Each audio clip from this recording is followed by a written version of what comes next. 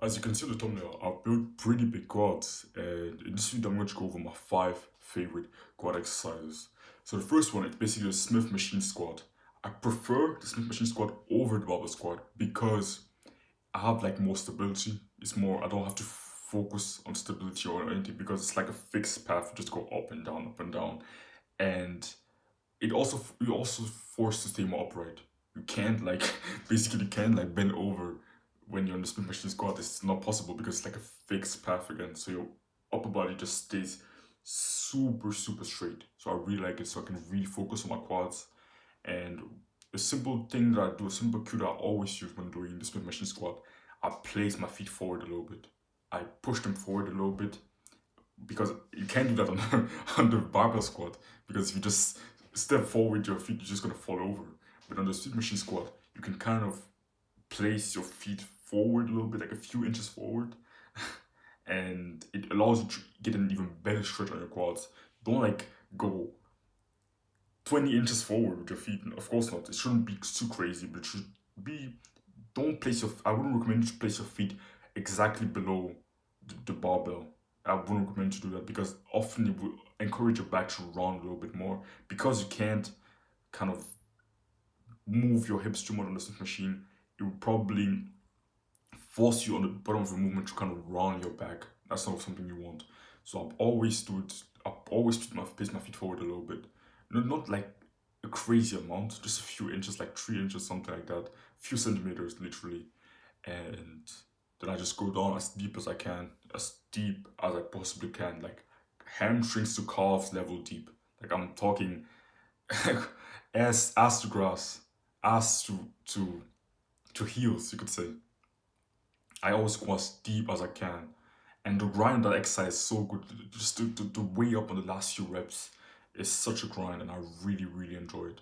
I don't hate the barbell squat, the no barbell squat. I think it's a very good exercise. It's really good, especially with the knowledge that I have now. I think I could make it work really well for me. But I just prefer the Smith machine squat because so the barbell squat isn't even in this list to be honest. I just prefer the Smith machine squat because it's just such a fixed path. I don't have to think about stability. I don't have to think about anything else. I just got to just do it basically. And off because I have kind of long legs on the barbell squat, I'm forced to kind of bend over a little bit more with my upper body, and I don't really like that. It really takes some tension away from the quads. So I really prefer the split machine squat over the normal barbell squat. I think the barbell squat is still an amazing exercise, but I prefer the split machine squat a little bit more. The second exercise in my list is just a sissy squat. And I think it's really underrated. I've been doing it a lot recently. I've been really enjoying it. I don't do leg extension at all. I don't do that exercise anymore. I don't think it's a bad exercise. I just find that for the purpose of when it comes to isolation exercises for the quads, I think there are better options than the leg extension. And the CC squat is one of them. CC squat is so good because it allows you to stretch your quads so well. It's a pretty difficult exercise, so if you're not strong enough to do it, then just find another variation. You can start with a leg extension and then get your quads strong enough until one day you can actually do it.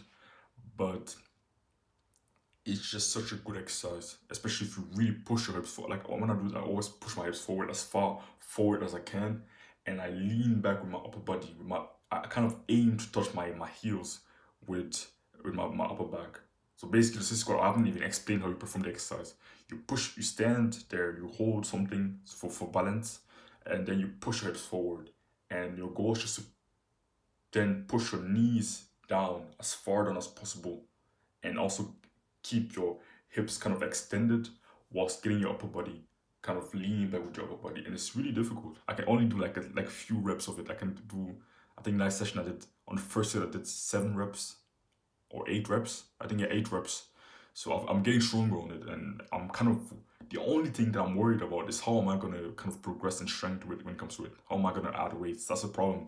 It's kind of complicated to add weights on an exercise like this. I could maybe wear a backpack and put some dumbbells in there, or I'm just gonna look for other variations because, or maybe I'm just gonna keep adding reps. I'm just gonna do high reps in the future. But the problem is I can't really think of a way to add weights to the sissy squat, which is pretty. Like it's not like such a big deal, but I like to really use double progression every exercise. I think it's a really good, effective method to progress. And if I can't use double progression, if I can't add the weights, it's kind of annoying because I just have to keep adding reps, keep adding reps, keep adding reps, add reps to each set, and it can get quite annoying when you reach like the super high rep ranges, like maybe 25 to 30, which isn't horrible, but yeah. I'll just try to figure it out. I might search for another exercise that I get really strong at it, but we'll see. The third one is again with the Smith machine. Smith machine deficit Bulgarian split squat, and this exercise is a killer. Like I just by hearing the name, you know it's a dangerous exercise. The Smith machine deficit Bulgarian split squat. So basically, you go on the Smith machine. I hope you just know what the Bulgarian split squat is. And so basically, just go on this machine. You place what I did when I was. I'm not currently do it in my. It's not currently in my routine, but I used to do it, and it's a really good exercise. You go on the Smith machine. You place a few plates on the ground, like maybe two, three. I used to use three plates, so I really elevated my legs a lot. For the front leg. So you use those put three plates in front of you, in front of the bar, so that you can place your feet on it, and then you place something on the back, maybe like a few inches apart from the plate. You place something, maybe plates, but it shouldn't necessarily be as high as the plate that you put on the front of your body for your that you place for the front leg. And yeah, then you just place your front leg on those 2 to 3 plates, and you place your back leg on maybe 1, 2 plates, and yeah, then you just go as deep as you can. And it's a really painful exercise. It's really difficult. It isn't easy, but I really enjoyed it. I think the mind muscle connection is really good. So the, the the reason why you place your feet, you elevate your feet, your front foot, which most people don't do under the Bulgarian split squat. Most people just elevate their back foot. But the reason why I elevate my front foot as well is because I want to get a deeper stretch. Because the only problem with the Bulgarian split squat is that when you don't elevate your feet, your front foot, you're limited by the ground. You can't. You just. You can't. You're limited by your knee touching the ground literally. So you can't go any deeper if your front foot isn't elevated, because your knee will just keep like kind of popping on the ground like this. But when you place your front foot and you elevate it as well, then you can just go as deep as you want. Like I usually when I did it, I would just go as deep as I could until my hamstring was touching my calves. So it was a really good range of motion. And again with the Smith machine, you get the benefit of the stability. Because often another kind of small downside that you get from the Bulgarian split squat is that it's really unstable. It can be really unstable. So you really need to focus on stability and make sure you don't lose your balance. But when you do it on the Smith machine, it literally just takes away all those variables, and you can just focus on hammering your quads over and over again. So I really like it. It's painful, so you gotta be ready mentally to do it, but it's a really good exercise.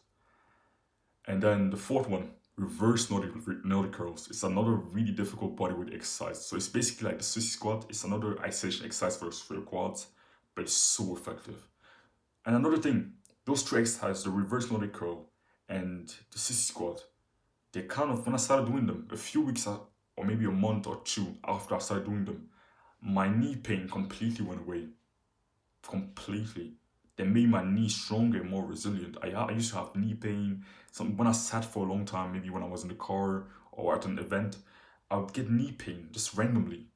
But I don't get any knee pain anymore. It's completely gone. And I think it's partly because I started doing CC squat and reverse Nordic curls. Because those two exercises, they really strengthen your knees. Oh, voice crack. They really strengthen your knees. They really make your knees stronger. So I think that's one of the reasons why my knee pain went away. But the reverse Nordic curl is such a good exercise. Again, it's an isolation exercise for the quads. So basically, you get on your knees. You get on your knees. You again extend your hips, like on the sissy squat. You push your hips forward and you kind of tense your glutes. Basically, clench your ass cheeks together, and then you lean back. You go back as far back as you can.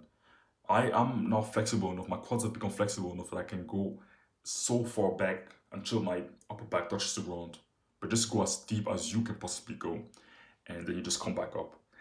A cue that I always something I always do. I make sure I don't rest at the top because at the top there's pretty much zero tension. So if you rest too much on the top, it's just gonna add. You're just gonna be able to pretty much do infinite reps on this. So I just make sure, like on every pretty much every exercise that I do, I make sure I just don't rest at the top. So when I reach the top, I instantly go back down. So and what makes this exercise personally, I find this exercise even better than the sissy squat because you can just add weights to it with no problem. So last time I did it, I just held like a 4 kilogram dumbbell on my over my chest like this, and I can progressively use heavier and heavier dumbbells. But it's a really good, really hard exercise, so you gotta be pretty strong if you want to add some weight to it. But so like last week, I just added 4 kilograms, like a 4 kilogram dumbbell to it because I pretty much reached the top end of my rep range, you could say. But it's a really good exercise, like to stretch, and it's gonna make you a lot more flexible. This one is gonna make you really, really flexible over time. I can literally touch my with my hips extended, touch my upper back to the ground. So I've become pretty fucking flexible and pretty fucking strong. Humble brag. And yeah, that was pretty much the reverse Nordico. And the last exercise, and my favorite one on this list, this exercise is pretty much my favorite exercise out of every exercise that I perform for every muscle group, the leg press. The leg press is just, I just love it. And I think most people do it wrong. Most people, you do it in a way where, yeah, yes, they can use a lot of weights. Yes, it makes them look strong, but it doesn't really hit the quads as well. So what I always do on the leg press, I place my feet firstly as far down as I possibly can place them. Then I kind of turn them out. I mostly use like a wider stance. Like there's a misconception that if you go really, really narrow, it's gonna stimulate your quads even more, but no, on the leg press is not really the case. So just use the widest, as wide of a stance as you personally need for your morphology and everything. I have pretty long legs and I have a certain hip structure, so using a wider stance is actually, and turning my feet out a little bit more than most people is actually better for me because I can go deep on the leg press. That's the second cue. I go as deep as I can. Literally, again, I know you've heard it many times today. Hamstring to calves, butt to heels, literally. Like I go as deep, or heels to butt, we could say on the leg press. I go as deep as I can every single time. And once you do it, you might think, oh yeah, my lower back is gonna run too much. Again, if you take as wide of a stance as you need to take, you place your feet kind of out a little bit and you take the platform, so you know the back platform on which you place your back and your upper body. You go and you place it as far down, as slow as you can, as slow as the machine allows. So you take the pin out, place it as low as you can, and then place it back in. So that's pretty on every leg press you can kind of adjust. I think every leg press. If you can adjust the back pad on the leg press that you have in the gym, then it's probably a pretty bad leg press machine. But just take that platform, that back platform, and place it as low as you can. I always do it as low as I can because it then allows you to really get an even deeper stretch in your quads. I always do it like this, and I go as far down as I can. Like I said, again, you're gonna hear it for the last time today. Hamstrings to calves, heels to butt, or no, calves to hamstrings, heels to butt. Always, every single rep, and then I take a small pause at the bottom and I go back up. Then I perform another rep. And the reason why I love the leg press so much is the mind muscle connection is so good. Like it burns like crazy. It's so painful, but it's like a good pain. Like I remember last week when I was doing leg press, after my second set, I was just sitting there on the leg press machine, and I was moving around trying to find comfort, trying to find a position where it didn't hurt as much. But I just couldn't find it. It was so painful. It didn't matter what I was trying to do. The pain didn't go away. I know it sounds weird that I love an exercise because it's painful, but I just can't even explain it. If you have like a similar mind to me, then you probably can understand what I mean with this. But I just love the leg press. But you gotta do it correctly if you really want to fry your quads. So yeah, that was my list. Hope you found it enjoyable. Hope you found it inspiring in some way. And yeah, hope it educated you, you could say. Hope it made you smarter. If you want to follow me on Twitter, just click the first link in the description. Like, if you want to go and follow me on X. And yeah, don't worry from discomfort. Chase it.